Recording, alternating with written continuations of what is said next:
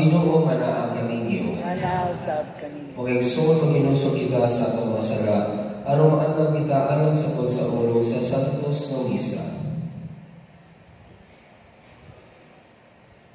Ikaw ang ipadala ang pag-ayo sa mga manusulong, Ginoo kaluhi kami. Ginoo kaluhi kami. Ikaw ang iyanhi aron pagtawag sa mga makasasala, Kristo kaluhi kami. Kristo kaluhi kami.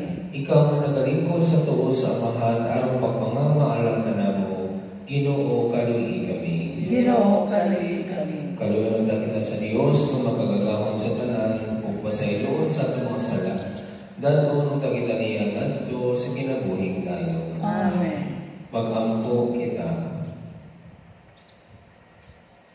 O Diyos, na may abli ka namo sa ianan sa langit, pinaagi sa paghimaya sa imong Kristo o sa paglabdag sa Espiritu Santo, itugyan na mamuyo kami nga sa pag-ambit namo sa dako kaayong gasa, ang among madugangan ug mulabi ug kalikon ang among pagtuo. Kini among mangayo pinaagi sa among Ginoong Jesucristo imong anak nga buhi ug hari ug kanimo sa Espiritu Santo, Diyos hangtod sa kahangturan. Amen.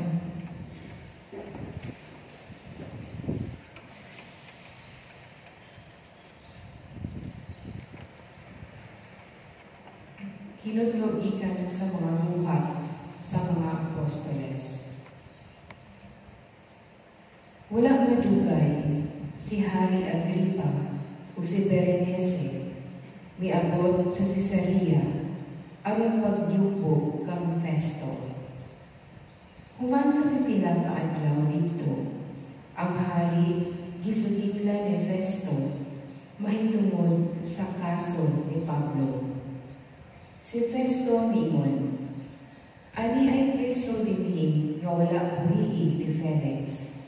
O sa akong pag-adto sa Jerusalem, ang mga kadakuan sa mga pari o mga Hudiyo mipasakag sumbong batong kaniya, o gihanyo ako nila nga silutan ko siya. Apan gisultihan ko sila nga dili batasan sa mga Romanhon ang pagsilod sa usang kasinumbong kung wala pa siya mga atubang sa nagkihang kaniya, o wala pa siya kakagigigayon sa pagtubag sa mga sumbong batong kaniya. Busa sa ilang pag-abot dinhi, wala ako maglangan. Pagkasunod adlaw, gipaatubang ko sa hukmanan ang sinumbong. Apan sa pagsulti na sa mga nagkihang kaniya, wala sila magpasakag bisan unsang sumbong nga akong gipaabot gikan kanila. Naglanis lamang hinuon sila bahin sa ilang reliyon o mahitungod sa usa ka tawo nga patay na nga ginganlag Jesus nga nabanhaw kuno matud ni Pablo. Kung tungod kay wala ako mahibalo kung unsay akong buhaton niining kasuha, gipangutan ako si Pablo kung buot ba siya moadto sa Jerusalem aron adto siya husaya. Apan ni apilar si Pablo o mihanyo nga ipadayon lang ang pagbilanggo kaniya, o nga ang emperador maoy pahukmon sa iyang kaso. Busa, nagsubo ako nga prisuhon lang gihapon siya hangtod ikapadala ko siya ngadto sa emperador. Ang pulong sa Ginoo. Salamat sa Diyos. Salmo Responsorio. Ang Ginoo nagbutang sa iyang trono dito sa langit. Ang Ginoo nagbutang sa iyang trono dito sa langit. Dayga ang Ginoo o kalagko, tibuok kong kaugalingon, dayga ang iyang balaan na ngalan. Dayga ang Ginoo o kalagko, ug ayaw ikalimti ang tanan niyang mga kaayuhan. Ang Ginoo nagbutang sa iyang trono dito sa langit. Kay maingon nga ang kalangitan, hataas, labaw sa yuta. Sa ingon, labaw ang iyang kaayo, alam kanila, nga mahandukon kaniya. Maingon na ang sinaman, halayo sa kasalipan. Sa ingon, iyan ipahilayo kanato ang atong mga kalapasan. Ang Ginoo nagutang sa iyang trono dito sa langit. Ang Ginoo nagutang sa iyang trono dito sa langit. Ug ang iyang gingharian nagahari diha sa kanan. Dahil ka ang Ginoo, kamong tanan niya mga anghel. Kamong gamhanan niya sa puso na nagtuman sa iyang sugo. Ang Ginoo nagutang sa iyang trono dito sa langit.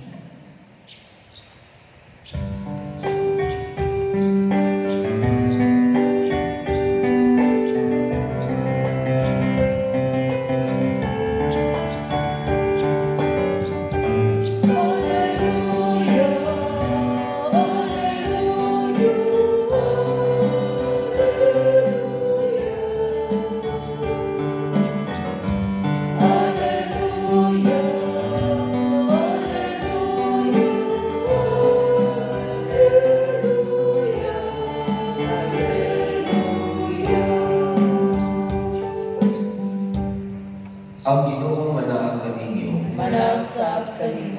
Pagbasa gikan sa Santo sa Ebanghelyo sumala ni San Juan. Himayaw ikaw, Ginoo. Human sila makakaon, miingon si Jesus kang Simon Pedro. Simon, anak ni Juan, higugma mo ba ako labaw sa imong paghigugma sa uban? Siya mitubag, Oo, Ginoo, nasayon ka nga nahigugma ko ikaw.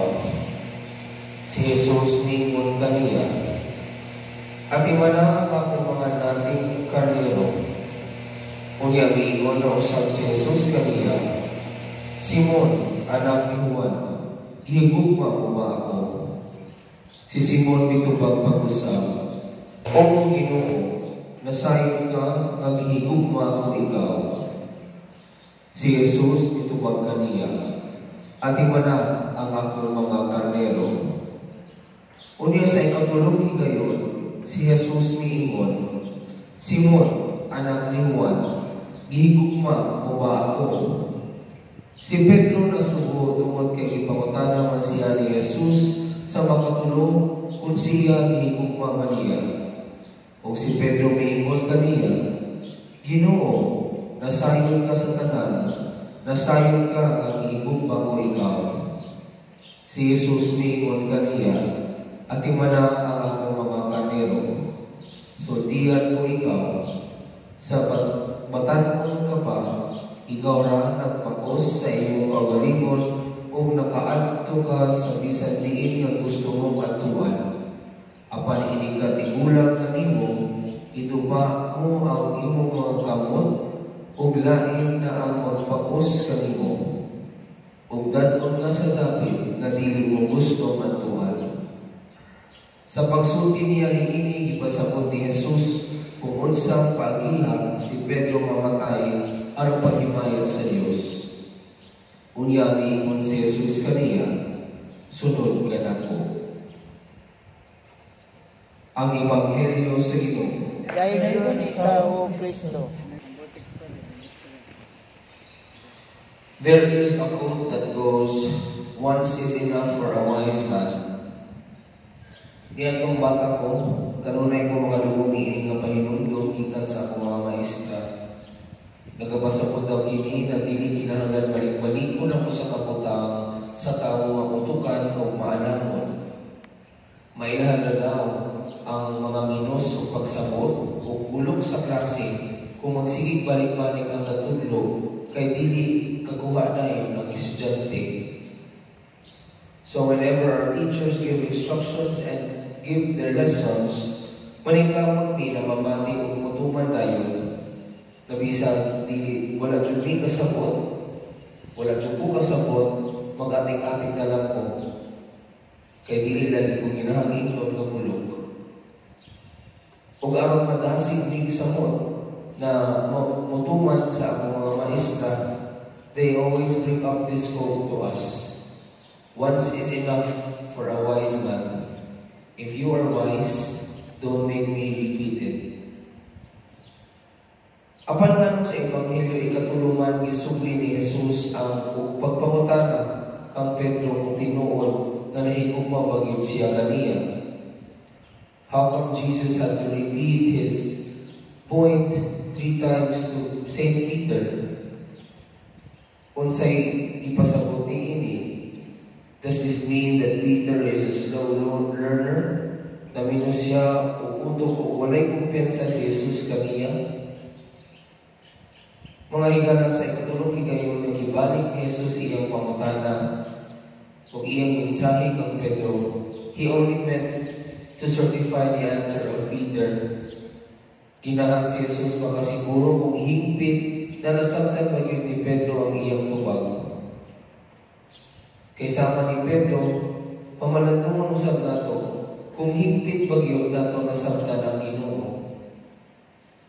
Kabantay mo halos magbalik-balik na ang pulong o pag-ampo sa Diyos na ato madungog sa misa. Not just 3 times, but many times.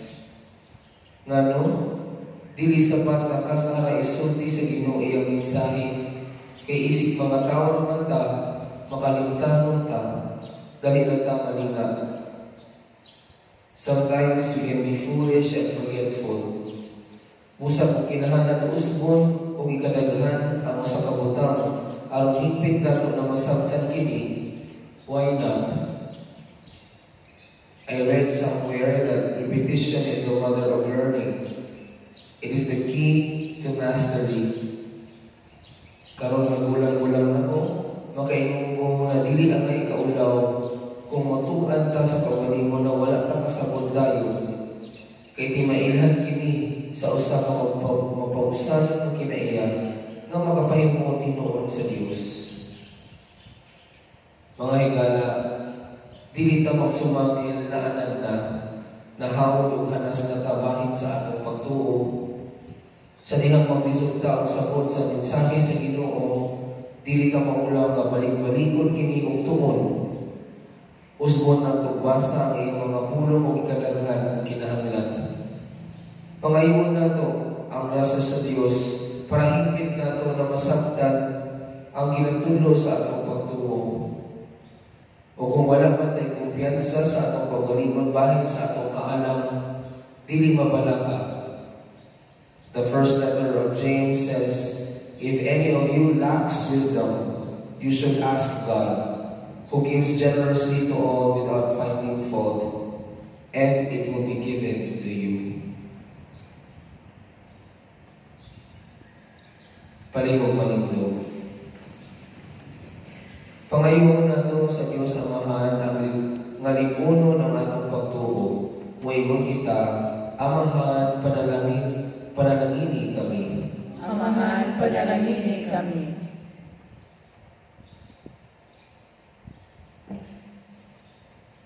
Nga ang Santo Papa, si Papa Francisco, ug sila nga namulo sa simbahan, magiyahang kanunay sa Espiritu Santo.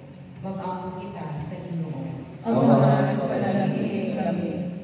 Nga ang mga ninyo, magmaalingaton sa mga panginahanglan sa usab-usab, sa ingon makit-an nila ang matuod nga kalipay diha sa ilang pagpuyo. Mag-ampo kita sa Ginoo. Amahan, panalangini kami. Nga ang mga makasasala, mga kitang maglaon o madasig sa kapasayuan, nga kitanyag sa Ginoo ngadto kang Pedro. Mag-ampo kita sa Ginoo. Amahan, panalangini kami. Nga ang mga masakiton o sila nga nanggol, makasinati sa presensya sa Ginoo, taliwala sa ilang mga pag-antos o mga kamisdanan. Mag-ampo kita sa Ginoo. Amahan, panalangini kami. Nga imong kang isipon, nga tapos o mapuslanan alang kanamo, nga ang halangon Teofilo kamunod, mabayang na ngadto sa altar sa mga santos. Mag-ampo kita sa Ginoo. Amahan, panalangin kami. Yang ato paminahal sa kinabuhi nga namatay na, makadawat sa kahayag, sa kalipay o sa kalinaw. Mag-ampo kita sa Ginoo. Amahan, panalangin kami. Madasig ko kami pinagi sa Panginoon ni Pedro nga nagpulay aron mapakairap ang imong hingarian. Kini ang ipangayo pinagi ni Kristo among Ginoo. Amen.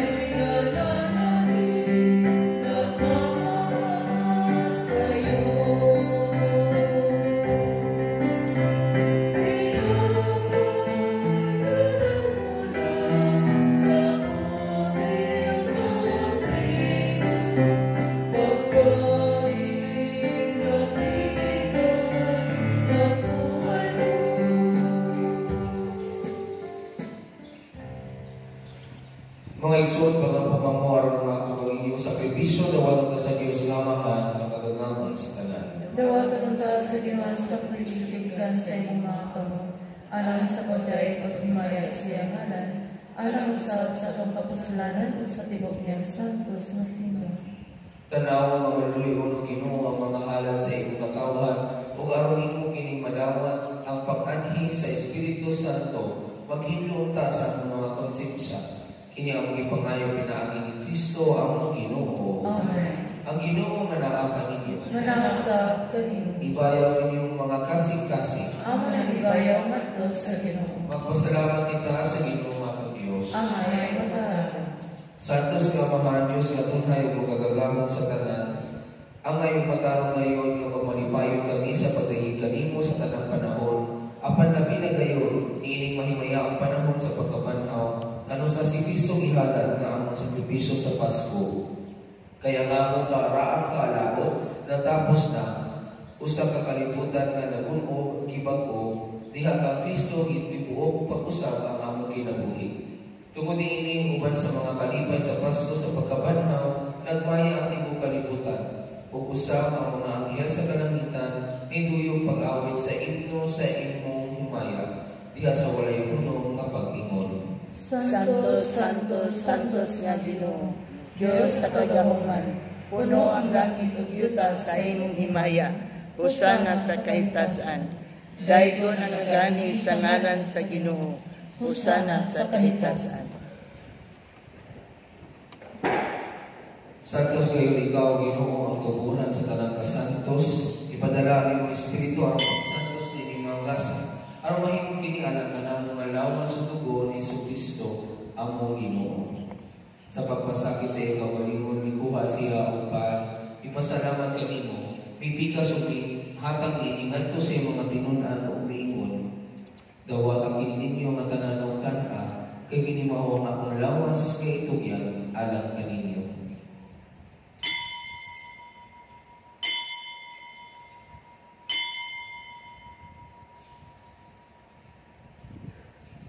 Kasama pa ang itapos ang panihapon, ikuha siya sa kalis, ipasalamat kami mo pag-usap, mihagang iningat to sa mga tinunan o miingon. Dawat ang ini o Panginoon kamo at ang gigan ni ini, kay kinimaw ang kalis sa akong dugo, sa pag-uog tunhay nga kasabutan, ang dugo ngayon ula alam kaninyo karang sa tanang mga tao, aron ang mga sala mapasaylo. Buhat ang ini anong paghandlong kanako.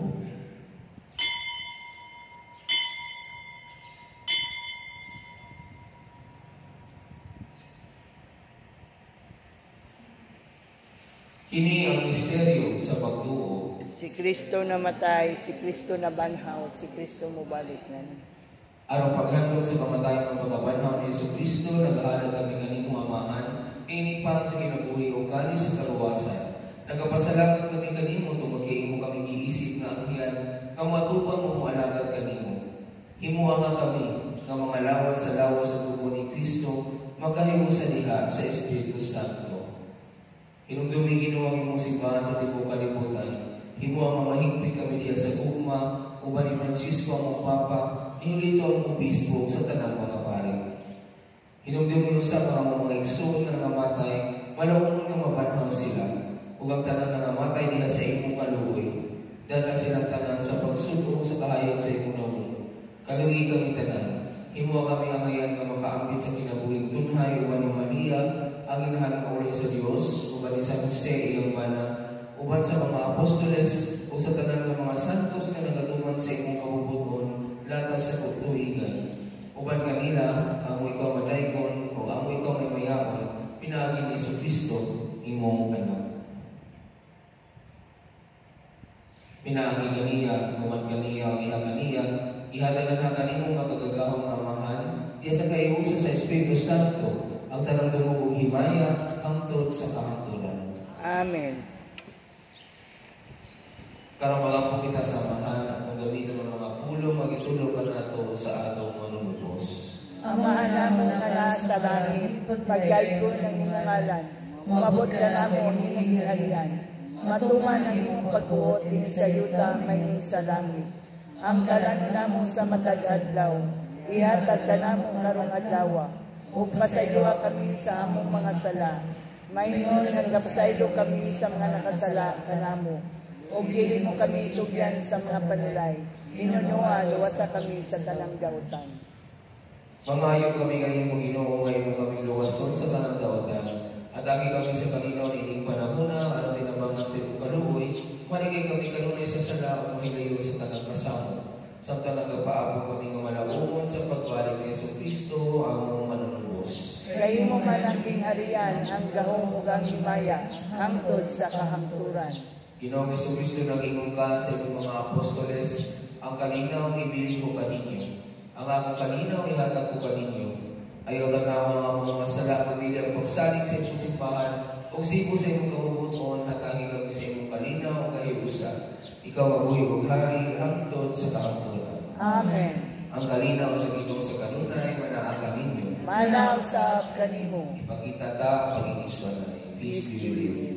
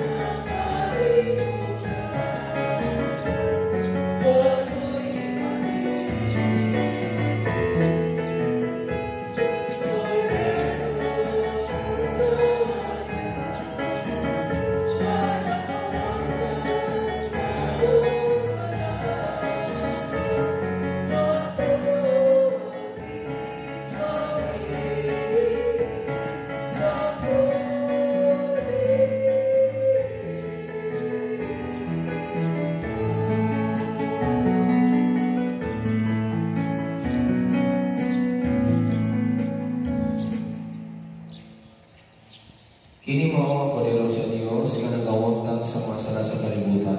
Bulahan ang gidapit anang sa panihapon sa Ginoo. Ginoo, dili ako angay nga mokalawat kanimo, apan ipamulong lamang og mamayo ako.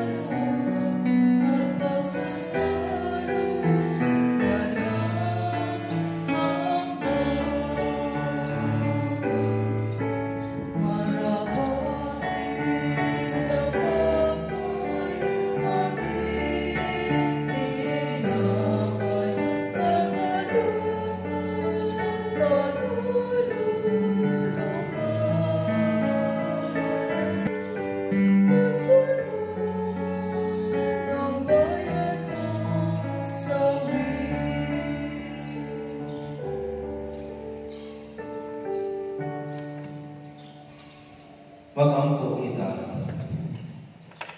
O Diyos, kan sa mga misteryo naghinlo o nagpakaon ka namo, itugod ka ang ilang gigasa nga pagkaon, maghahatag ka kanamo sa kinabuhi na dayon. Kini among ipangayo pinagi ni Kristo among Ginoo. Amen. Oratio Imperata ad Benedictam Collegium. Pag-angko alang sa ulan. Kinangtanan. Among nahigugma o amahan, mamubuhat sa kalibutan, o sa tibuok universo, kung ang kanang mga maalindot na kinaiyahan, may nagpalanggo sa imong mga buhing binuhat. Mapausahan kami naghahangyo kanimo, sa pagmadala sa ulan, maghihinahanglan kaayo sa among nasod, niining panahon, aron sa pagpatubig sa among mga kauhan, paglikay sa krisis sa kuryente, paghahatag og tubig alang sa among lawas ng paminahanglan, ug aron pagpabuhi ug balik sa among mga naugang yuta. Sa imong Diyos ng pagmando, ang hangin ug ang dagat musunod. Ipando nimong kamo, makagagahon na Diyos, aron mumulong na ang mabangis nga epinyo, umusugod na ang naandang timpo sa tigulan, aron mapungan ang naumpong na krisis. Maluloy-on mahigit o maghihatagong Diyos, ipabagi ini kanamo ang impos na tugma alang niining kalibutan, ug ang tanan nga naghibot niini, ug niining panahon sa panginahanglan. O Diyos, imo ang aming mas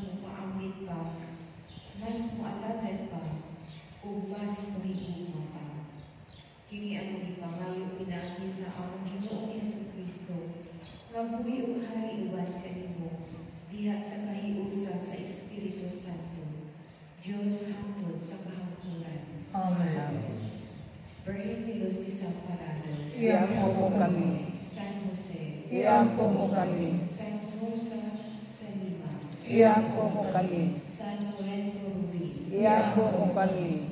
San Pedro Calungsod, Iampo mo kami. Santa Catalina sa Alejandria, Iampo mo kami.